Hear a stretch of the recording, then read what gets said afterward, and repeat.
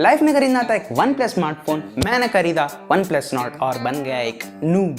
Hello guys, I'm Diwakar and in this video I'm going to give 5 reasons why one should not buy OnePlus Nord CE2. Reason number 1, software. OnePlus Nord CE2 comes with OS 11 which is based on Android 11.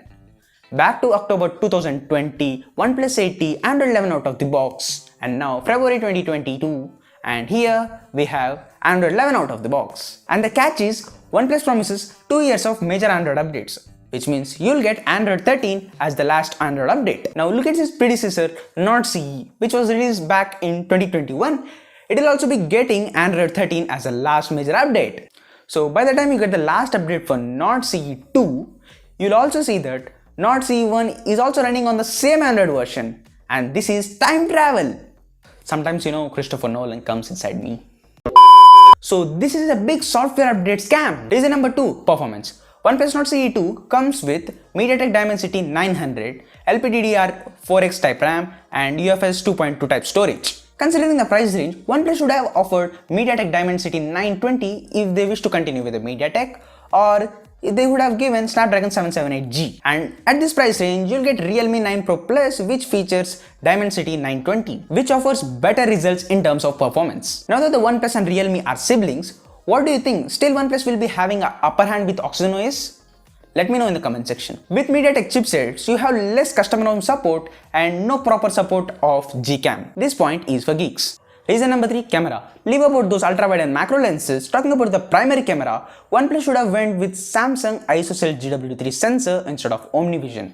And going with OmniVision for the OnePlus Nord C series isn't good. Other smartphone vendors at this price range, for example Realme 9 Pro Plus, is giving Sony 766 sensor. And again, OnePlus has did the cost cutting and the camera department. And of course, no proper Gcam support as I mentioned earlier. And the reason number 4, design and the OLED slider. To be frank, this device is a copy of Oppo Reno 7. Most of the key specifications except the camera department are same. SD card support, 3.5mm jack, everything. I feel like OnePlus is paying less to its R&D department, because if you look at the OnePlus 10 Pro design, 8 out of 10 people didn't like it. Now looking at this device, it's similar to Oppo Reno 7. And people have started calling this device as OnePlus Nord, but at least colors are different. You'll get 3.5mm jack, 1TB expandable storage, and at what cost?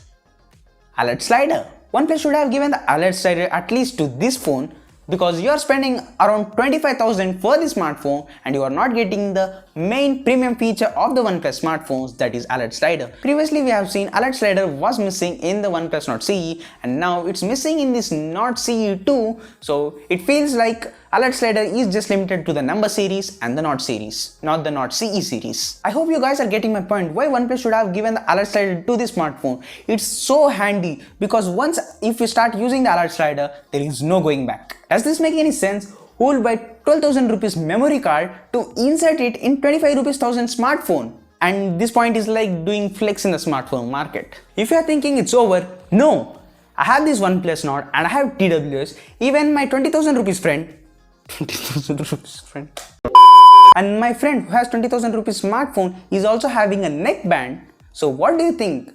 People who can afford 25 rupees 1000 smartphone can't buy a TWS. Still, if you wish to use wired earphones, then you can buy Type-C to 3.5mm audio jack converter for around 300 to 400 rupees, and this works perfectly, and even the mic works in this. Previously I made a video on this Type-C converter and the OnePlus gaming triggers. You can check it out from the link in the description box below. Reason number 5, price.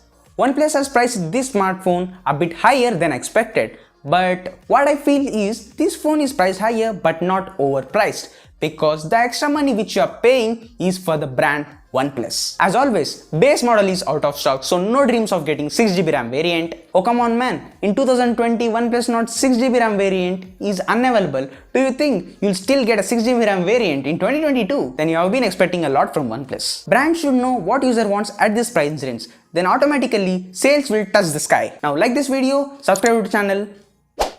Time's up, I need to share this video to my Telegram community. Bye bye.